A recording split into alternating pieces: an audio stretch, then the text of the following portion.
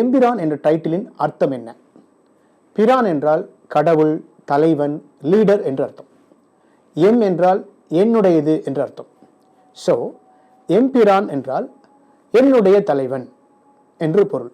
இந்த சினிமாவை புறக்கணிக்கணும்னு சில மதவாத அமைப்புகள் அறிவிச்சிருக்காங்க. இந்த விஷயம் இப்போ ரொம்ப பரபரப்பாக போய்கிட்டு இருக்கு. குடும்ப அரசியலின் அதிகாரம், ட்ரக் மாஃபியாக்களின் அதிகாரம், மத அரசியலின் அதிகாரம் இந்த சமுதாயத்திற்கு செய்யும் தீமைகள் ஒரு பக்கம். அனாதைகளா வளர்ந்து ரொம்ப ஸ்ட்ராங்கான வில் பவர்ல இருக்கிற மோகன்லால், பிருத்திவிராஜ் இந்த அநீதிகளை எப்படி ஜெயிக்கிறாங்க, அது எப்படி ஒரு ஸ்டேட்டை காப்பாத்துதுன்னு இந்த சினிமா பேசுது. இந்த சினிமாவில் நடிச்சிருக்க எல்லா ஆர்டிஸ்டுமே நல்லா பெர்ஃபார்ம் பண்ணியிருக்காங்க. மோகன்லால், பிருத்திவிராஜ், மஞ்சு வாரியார், சுராஜ் வெஞ்சாரமோடு, டொவினோ தாமஸ் என திறமையான நடிகர்கள். 3 முக்கியமான சமூக அரசியல் அதிகாரங்களை கதையில் வச்சிருக்கிற இந்த சினிமாவில் சிக்கல் என்னன்னு பார்க்கலாம்.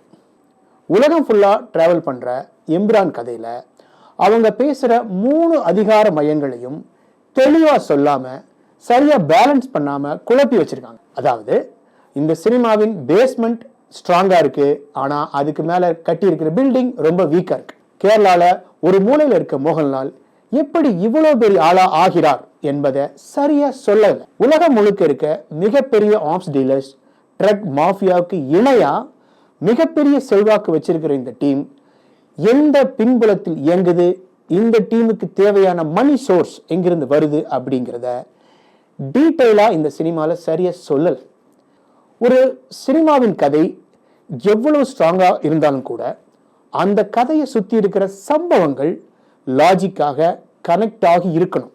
இந்த நான் லீனியர் காட்சிகளையே நிறைய துண்டு துண்டா கட் பண்ணி ஒரு ப்ராப்பர் ஃப்ளோ இல்லாம பண்ணிட்டாங்க. மொத்தத்தில் இன்னைக்கு நம்ம வாழுற சமுதாயத்தின் மிக முக்கியமான, மிக சிக்கலான 3 புள்ளிகளை பேசுற இந்த சினிமாவின் மேக்கிங் ஃபிளாட்டா இருக்கு.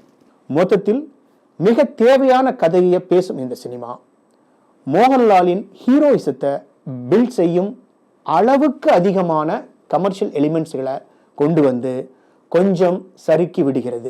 ஒரு ஈவிலுக்கு எதிராக இன்னொரு ஈவில் தனம் தான் ஜெயிக்க முடியும் அப்படின்னு இந்த சினிமா சொல்லுது. பவர், அதிகாரம் எவ்வளவு தீமைகளை செய்யும், எவ்வளவு தவறானது என்பதை இந்த சினிமா சரியா பேசுகிறது.